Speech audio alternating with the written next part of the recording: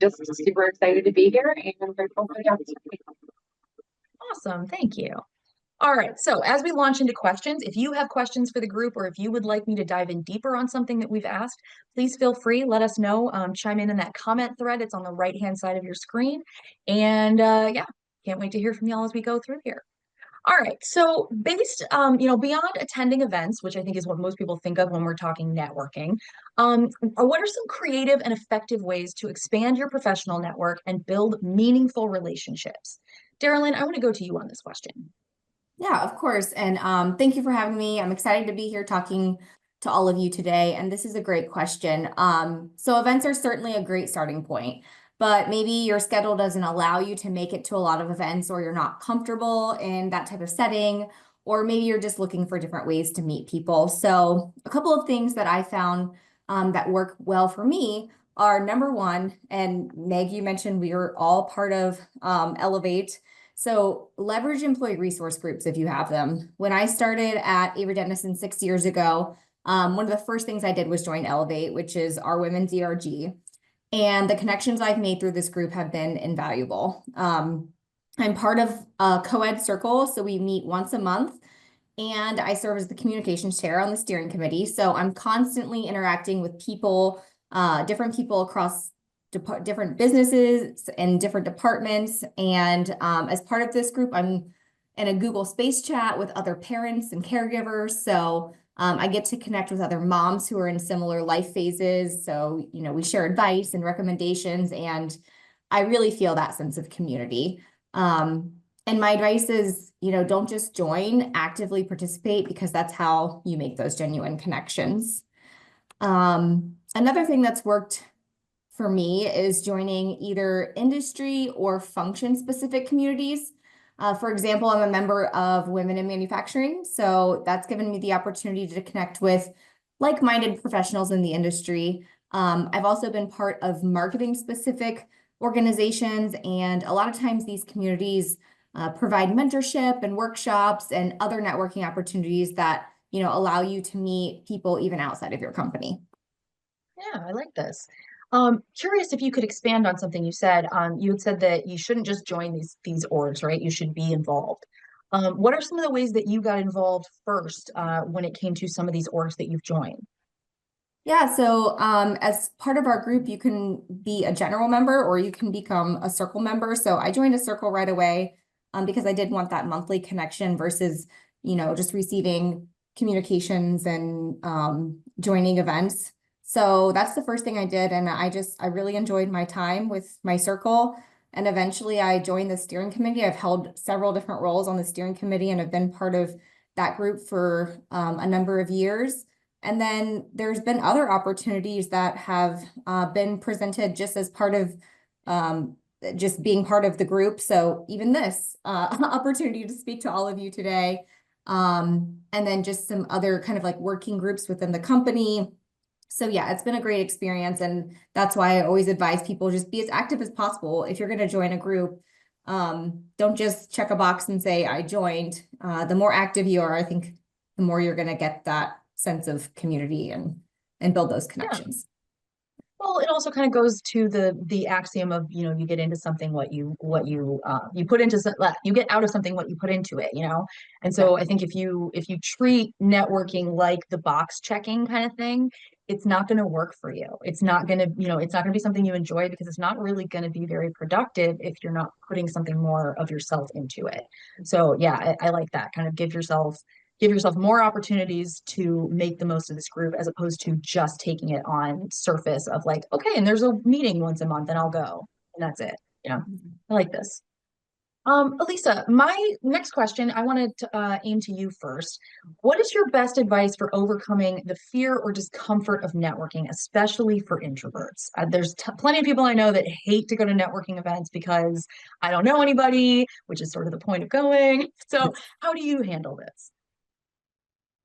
Well, I think my number one piece of advice is just to do what works for you. Effective networking can take many forms. It doesn't need to fit someone else's mold of what networking should be. It doesn't have to be a big event.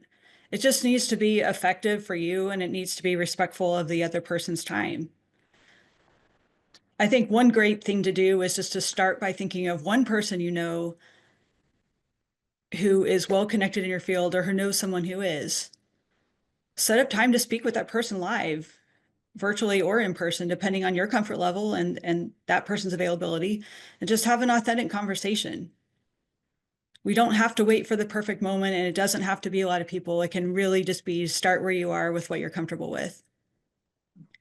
You will want to prepare ahead of time, though, and have some questions to ask that person to both break the ice, which will make you feel more comfortable, and also to ensure that the time stays focused and productive. Remember to make it a two-way value proposition, offer to help them in some way if possible, and definitely always thank them for their time.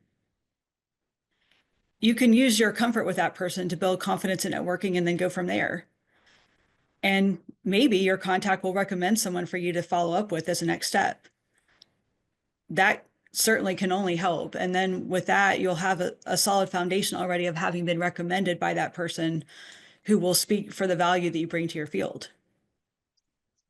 I love this advice, and I can add to this because I want you to have this advice now too. I got this yesterday on one of our other chats.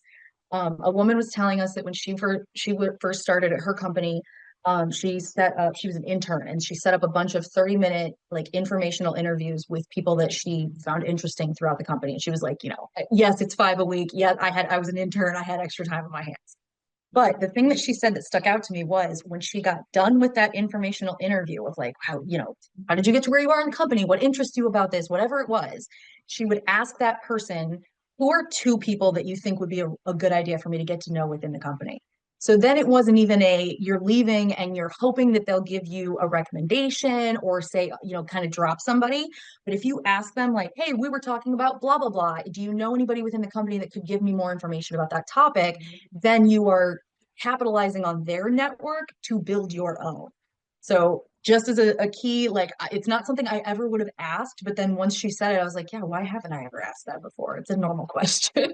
So yeah, I love this. Elisa, have there been any steps in all of this that you found particularly difficult yourself to practice? I think honestly, sometimes it's just taking that first step. That we're all busy. We've got our regular jobs to do. There can be some discomfort in it, like you mentioned at the beginning. So I think it's really just hard to take the first step and just committing, like you said, that intern did, to I'm going to make time for 5 of these a week, which that might be more than most people can manage. But I'm going to make X amount of time per week, and I'm going to commit to this, and then actually just get it scheduled, email that person, set it up on their calendar, whatever it is that you have to do, and just get committed. To me, that's the first thing. And then from there, the ball always just gets rolling and things have gone better than I could have ever imagined. Yeah, I love this. Okay. Allie, I want to go to you next. If you, once you've made that new connection and you have, found a person that you want to try and use to expand your network, how do you follow up with these new connections after an event or initial meeting? And how do you maintain those relationships over time? Sure. So there's so many ways that you can do this. But first, it's been mentioned before, but I would say that LinkedIn is by far one of the easiest and the best resources that we have to keep tabs on professional connection, right? Because you can see what everyone else is up to. You can show off your own accomplishments. You can see job postings that people are making. And then, especially with those job postings, if you see something highlighted that interests you, most of the time you can actually apply directly through LinkedIn, which is great. But then you can also use that platform to seamlessly message the person highlighting the job and find out more information, see if they think that you're a good fit for that role.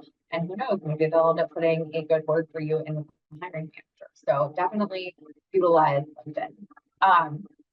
My second piece of advice here is to set up follow-up meetings when they make sense. So let's say you're at an in-person networking event and you start a conversation with someone and you get a little bit into a topic that really interests you, or it's an area that you really need some further assistance with.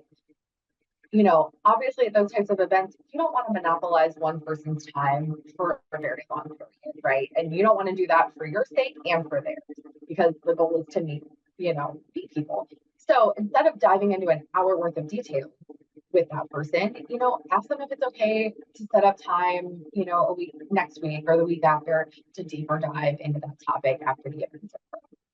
A second scenario with a kind of similar approach would be, let's say you're watching a webinar like this one, and you have follow-up questions for the speaker or on an answer that they gave. Don't hesitate to reach out to us, or pretty much any speaker, on something that you need further information on or you want to dive deeper into, right? I can't only speak for myself, I can't speak for everybody else, but I feel like it's pretty safe to say that, me, Darylyn, and most other speakers, we do events like this because, we want to help people and we feel like we have experiences that we can share that someone else may find value in, right? So we encourage you to reach out and ask those follow-up questions and make those connections. And that's why we're here. That's why we're doing this, right? So don't hesitate. I completely agree with all of this. I love your advice for LinkedIn, because so the last time, I'm trying to think, the last time I had to do like a bunch of research prior to like a power fly job, was years ago. And I remember kind of the weird sort of LinkedIn stalking mixed with like odd Google searches that I had to do to try and get any information on anybody that I was about to interview with at this company.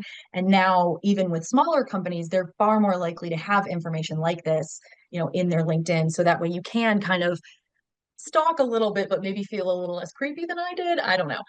But I also very much appreciate that. Yeah, it's a really good way to be able to reach out to somebody and not have to feel like confrontational about it. Because if that person isn't comfortable responding, they just won't respond. And like nobody likes to be ghosted, but kind of one of the things that I like to say is sometimes the worst thing people can say is no.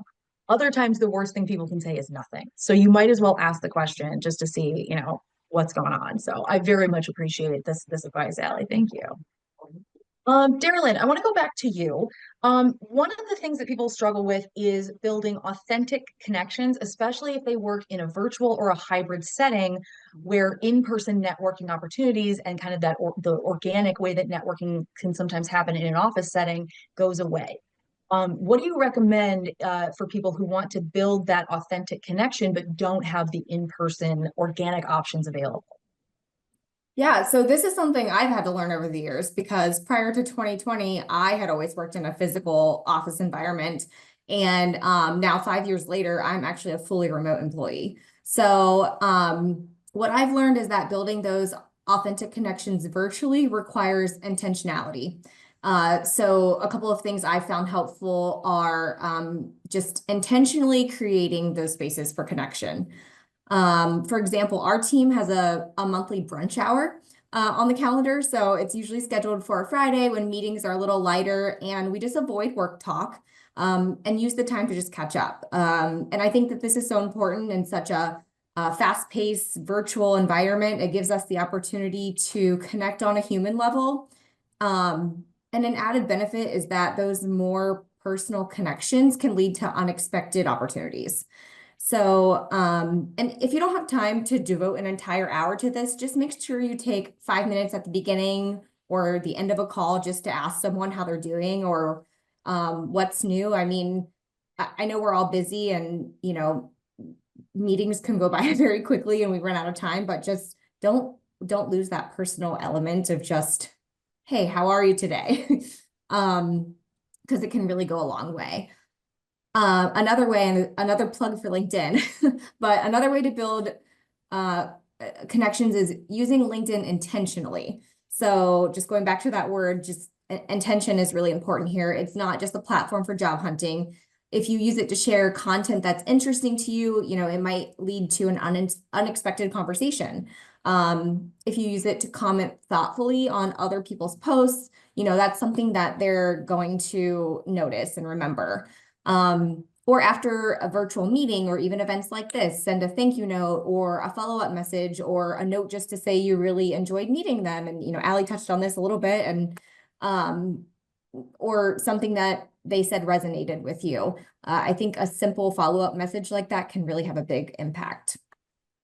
Yeah, absolutely. I think that's wonderful. And I think you're right. It doesn't have to be It doesn't have to be something that you seriously overthink, but you're right, that intentionality is important. You know, it's one of the things that I used to do, especially right when I first started working from home, because I was very used to an in-person office, and Power to Fly is entirely remote and distributed. So we use Donut for this now, like through Slack, to like encourage conversations with people outside of your verticals and that kind of stuff. But I used to just have like a running list of people on like like literally like just on a notepad as I saw them like speak up in meetings and stuff. And I was like, oh, I don't think I've ever talked to that person before. So I'd put it on this little sticky note next to my computer screen. And then, you know, those times when you're like, well, I've got like 5 minutes here before I have to make that call, but like, I'll just, you know, cruise the morning headlines, see what's going on. Instead, I would go in and Slack message that person and just be like, hey, I heard you speak up in the meeting the other day. I haven't gotten a chance to meet you. I'm new, but it's super nice to meet you, blah, blah, blah. Like, I would just like use it as like a reach out point, because especially with Slack, it's a lot easier to do that and reach out and not have to worry if you're like kind of catching somebody at the wrong moment. You know, you're not having to worry about like stopping by their desk when they're actually just walking away. So for me, that was really helpful and enabled me to feel like I could get to know people a little bit on my timetable, and still make those connections with people that I was probably never going to be in the same time zone with, let alone like in the same office. So I like that a lot. Yeah, I Um, think that is a really great way to just stay connected with people in the company too. And like you said, we also work with a lot of global teams. So even if I send a chat at 4 p.m. my time, I know they'll see it the next day and they can yeah, respond on their own time. So heck yeah, asynchronous, gotta love it. All right, we've got about 10 minutes left and a couple more questions to get to. Elisa, do you have any advice for professionals who are looking to network outside of their immediate industry or job function? This is a comment or a question we get a lot from people who are either looking to pivot, they might have, might be career returners later, and they might have like taken time off for family or whatever else it might be. What do you recommend if they're trying to network outside of their main circle?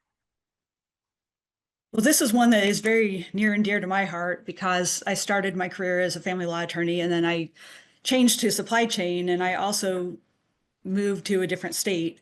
So changing Oh, multiple wow. things at the same time. And I've loved it, never looked back. I've been in supply chain for 25 years now, so it was definitely the right move. Um, so let's just break it down a little bit. I think the first thing is to clearly define what you want your next career step to be. Be honest with yourself about what motivates and excites you and what your strengths are. You want to do your own research first about what jobs in your target industry or job function entail on a day-to-day basis.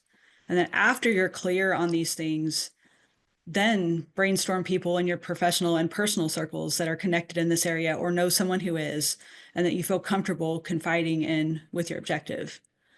And that who you feel comfortable confiding in, that's where this can be a little bit different from some of the other things that we've talked to about talking to some of the people internally that you may know at your current company or some people that you already know on LinkedIn that you've met at other industry events in your current industry that you might need to think a little bit differently about this one, about where those intersections are between people that you feel comfortable with saying, I want to make a big change here. And these are my solid reasons why and what I have to offer.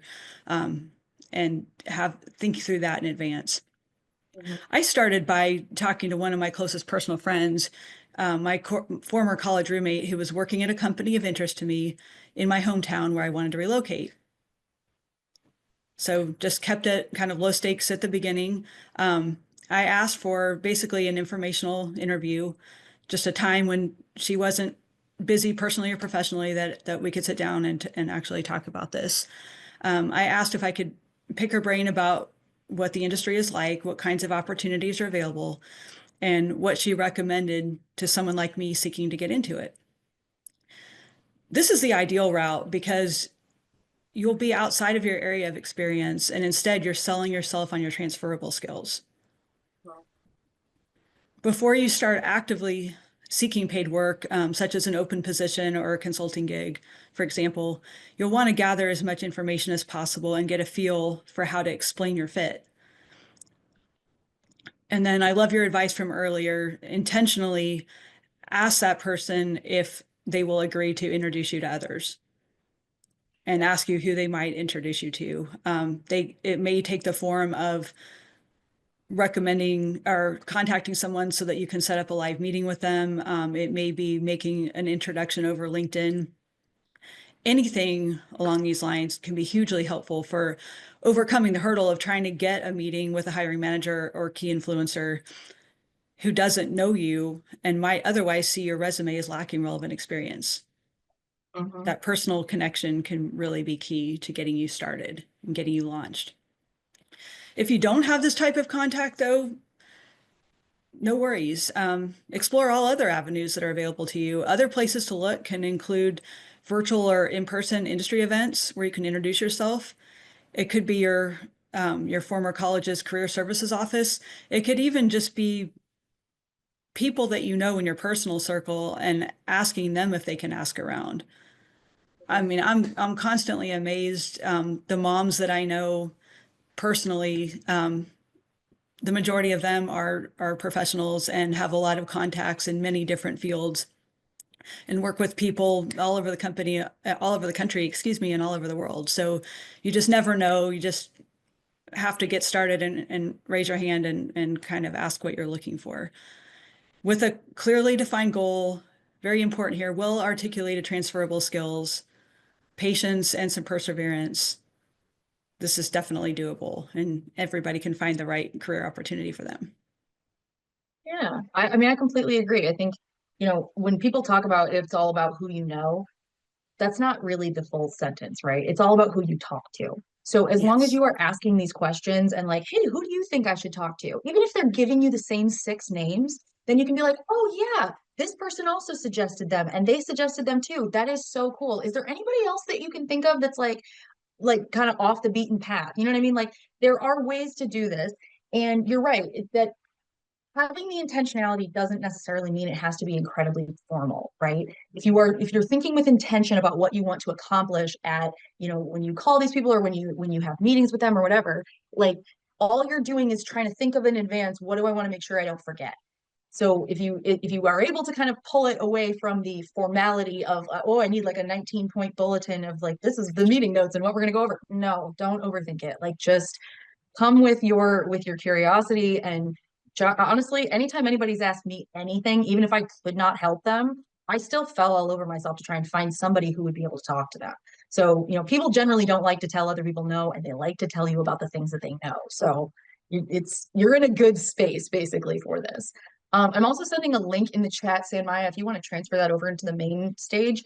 It's a link to a past event we had about referrals, introductions, like what to ask and what you're asking for. So if that's at all curious, anybody else is curious about that, I threw the link in the chat. You can check that out on some of our past videos.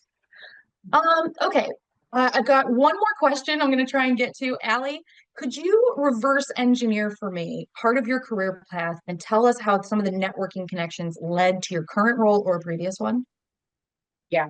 So this is actually extremely relevant for where I am right now. So I currently hold the position of product specialist for the inks division at Avery Dennison because I have been fortunate enough to have had 3 different bosses here at Avery that have invested in my career path. They have helped like create roles and evolve where I've been for the past 6 years. So I was referred into my first position at Avery by a girl named Andrea.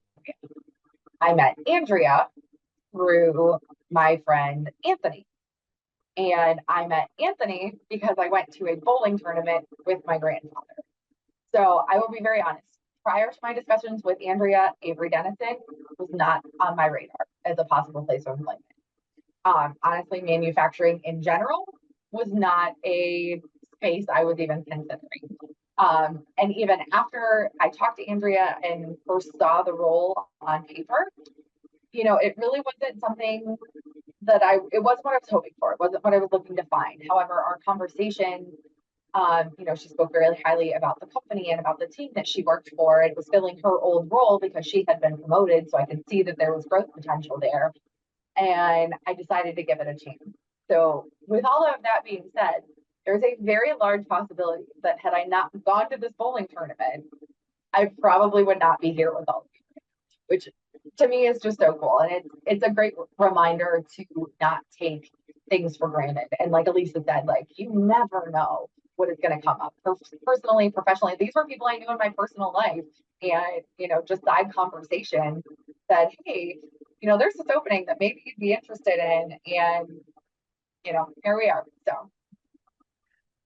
I mean, y'all, I wouldn't be working for Power to Fly if in 2014 my mother had not been watching Good Morning America or Today Show or something and saw Catherine Zaleski being interviewed, and she called me and was like, "Hey, no, you're not really loving your job." It was in legal. Sorry, Lisa. I was a paralegal, and I was like, "Yeah, sure, I'll take a look." But yeah, I mean, it really is. It's one of those things of like you don't know everybody that you meet knows something, and a lot of people that you don't know, and you don't know these things unless you ask. And I very much want to couple that with Elisa, what you had said of like, people can't help you on your way to someplace if they don't know that you want to go someplace. So if you are interested in, you know, in like exploring even just a different area of the industry that you are in, it's something that you have to communicate out, because otherwise people can't help you if they have no idea that you're even, you know, trying to get someplace else. So yeah. Okay, we are at time. Unfortunately, I had one more question I wanted to ask y'all, but we're not gonna have time. I'm so sorry. But Darylyn, Elisa, and Allie, thank you all so much for meeting with us today. There's all the prep work that went in on this. So I'm so thankful for all of the work that you've done. Thank you so much for sharing your time and your expertise with us today. We are very grateful, and I really hope we get to do this again. Thank you. Thank you so much for having us. You're welcome.